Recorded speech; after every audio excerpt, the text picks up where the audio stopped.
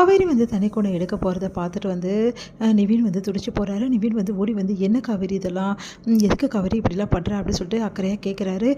வேறு வழி இல்லை, என் குழந்தை எப்போவுமே ஸ்ட்ராங்காக இருக்கணும் நம்பிக்கை எனக்கு இருக்குது அப்படின்னு சொல்லிட்டு சொல்கிறாங்க. இதை பார்த்து யமுனா செமையாக டென்ஷன் ஆகிறாங்க. நிவின் வந்து காவேரிக்கு ஓடி ஓடி உதவுறதை பார்த்து யமுனா நிவின் மேலே செமையாக கோவமாக இருக்காங்க. இந்த மாதிரி இவங்க 2 பேர் பழகுறாங்களே அப்படின்னு சொல்லிட்டு அவங்கள ரொம்ப தப்பாக நினைக்கிறாங்க யமுனா. அடுத்து வந்து இங்கே என்ன பண்ணுறாங்க, வீட்டில் உள்ளவங்க எல்லாருமே வந்து கங்காவை வந்து ரொம்ப நல்லா பார்த்துக்கிறாங்க. ஆனால் காவேரியை அந்தளவு பார்த்துக்கலன்னு காவேரிக்கு வந்து ரொம்ப வருத்தமாக இருக்குது. குங்குமப்பூ வந்து சாப்பிட போனால் கூட வந்து அவங்க வீட்டில் எல்லாருமே வந்து ஒரு மாதிரி சொல்கிறாங்க, கங்கா தானே ப்ரெக்னெண்ட்டாக இருக்கா அப்படின்னு சொல்லிட்டு. இதனால் காவேரி வருத்தம் அடைகிறாங்க. இந்த சூழ்நிலை காவேரி வந்து பாலை வந்து குங்குமப்பூ பாலை குடிச்சிட்டே வந்து தன்னோட குழந்தைகிட்ட சீக்கிரமாகவே நீ நான் அப்பா எல்லாம் ஒரே வீட்டில் இருப்போம், அப்பா வந்து இந்த விஷயம் தெரிஞ்சிச்சு எனக்கு குங்குமப்பூ எவ்வளோ வாங்கி தருவார் தெரியுமா, என்னை இப்படிலாம் பார்த்துப்பார் தெரியுமா அப்படின்னு சொல்லிட்டு அவங்க குழந்தைகிட்ட காவேரி பேசிகிட்டு இருக்காங்க.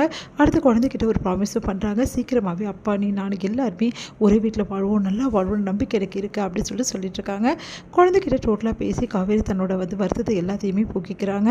இங்கே வந்து என்ன பண்ணுறாங்க, ராகினி வந்து ஒரு பிளான் பண்ணுறாங்க. விஷயத்தெல்லாம் அவங்க அப்பா கிட்ட சொல்கிறாங்க. அவங்க அப்பா வந்து ஒரு ஐடியா கொடுக்குறாரு, நீ வந்து அந்த பொண்ணை கூட்டிகிட்டு வாமா, அந்த பொண்ணுக்கிட்ட பேசி எப்படியாவது வந்து இந்த வீட்டை விட்டு போகாத மாதிரி நம்ம பண்ணணும், அவள் எக்காரணம் கூட இந்த வீட்டை விட்டு போகவே கூடாது வெண்ணிலா அப்படி சொல்கிறாரு. சரிப்பா அப்படி சொல்கிறாங்க. வந்து அவங்க வீட்டில் வந்து கங்காவை பார்க்குறாங்க. கங்கா வந்து நேரத்தோட டேப்லெட் வந்து கொடுக்குறதும் அவங்களுக்கு அதே டேப்லெட் போட்டுக்கிறதும் டானிக்லாம் சாப்பிட்றதையும் பார்க்குறாங்க. பார்த்துட்டு வந்து நம்மளுக்கும் வந்து இதெல்லாத்தையும் எழுதியிருப்பாங்களே, நம்ம எதுவுமே ஏன் வாங்காமல் வந்தோம், அந்த ப்ரிஸ்கிரிப்ஷனும் வாங்கலை, நம்மளோட ரிப்போர்ட்ஸும் வாங்காமல் வந்துட்டோமே அப்படின்னு சொல்லிட்டு காவேரி யோசிக்கிறாங்க. முதல்ல போய் எல்லாத்தையும் வாங்கிட்டு வந்துடணும் அப்படின்னு சொல்லிட்டு காவேரி வெளியே கிளம்புறாங்க. என்னடி வீட்டில் அவ்வளோ வேலை கிடக்குது, எங்கடி போகிற அப்படின்னு சொல்லிட்டு அவங்க அம்மா கேட்குறாங்க.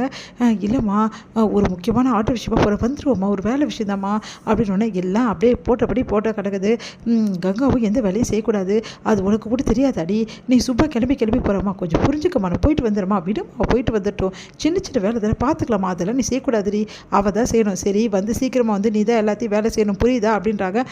சரிம்மா அப்படின்னு சொல்லிட்டு கிளம்புறாங்க காவேரி. வந்து ஹாஸ்பிட்டலுக்கு போகிறாங்க. ஹாஸ்பிட்டலுக்கு போயிட்டு இந்த மாதிரி ரிப்போர்ட்ஸ் வாங்கணும் முதல்ல அப்படின்னு சொல்லிட்டு கிளம்பி போகிறாங்க. கரெக்டாக வர வழியில் யாரோ மடக்கிற மாதிரி இருக்குது, யாரும் அதுன்னு பார்க்குறாங்க.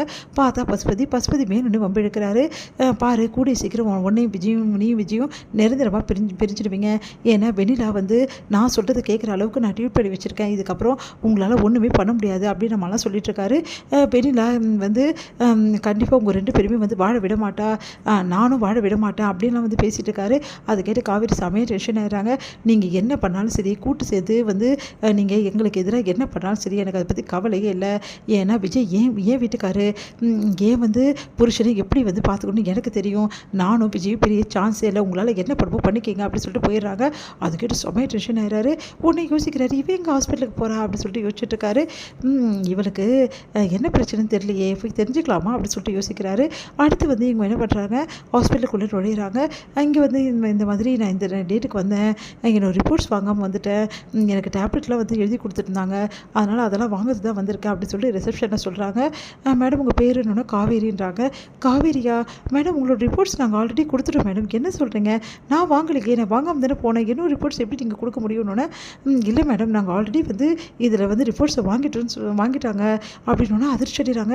நீங்கள் என்ன சொல்கிறீங்க, நான் வாங்கலைங்க அப்படின்னு.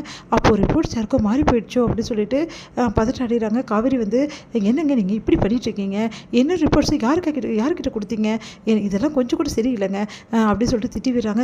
சாரி மேடம், தயவுசெய்து மன்னிச்சிடுங்க, உங்கள் ரிப்போர்ட்ஸ் எப்படியோ மாறி போயிருக்கு, ஒன்றும் பிரச்சனை மேடம், உங்களுக்கு ப்ரிஸ்கிரிப்ஷன் எழுதி கொடுத்தது இங்கே வந்து காப்பி இருக்கும், அதனால் பிரச்சனை இல்லை, நாங்கள் அதை வந்து உங்களுக்கு வந்து டேப்லெட்லாம் கொடுத்துட்றோம், ஆனால் உங்கள் ரிப்போர்ட்ஸ் வந்து எப்படியாவது நாங்கள் வந்து கண்டுபிடிச்சி கொடுத்துட்றோம் மேடம், கொஞ்சம் வெயிட் பண்ணுங்கள், நாங்கள் உங்களுக்கு வந்து மெசேஜ் அனுப்பிச்சி விட்றோம் மேடம், எப்போ கிடைக்கும்னு சொல்லிட்டு, அப்போ வந்து நீங்கள் ரிசீவ் பண்ணிக்கலாம், ஏன்னா யார்கிட்ட போச்சுன்னு தான் தெரியல மேடம் அப்படின்றாங்க. காவேரி செம்மையாக டென்ஷன் ஆகிறாங்க. நம்ம ரிப்போர்ட்ஸ் இப்படி வந்து யார்கிட்ட போச்சுன்னு தெரியாமல் கொஞ்சம் கூட ரெஸ்பான்சிபிலிட்டி இல்லாமல் பதில் சொல்கிறாங்களே அப்படின்னு சொல்லிட்டு செம்மையாக டென்ஷன் ஆகிறாங்க. சரி மேடம் இந்தாங்க உங்களோட ப்ரிஸ்கிரிப்ஷனோட வந்து காப்பி இருக்குது, இதை வச்சு நீங்கள் மெடிசன் வாங்கிக்கலான்னு காவேரி செம்மையாக டென்ஷன் ஆகிறாங்க, இப்படி பண்ணுறாங்களேன்னு.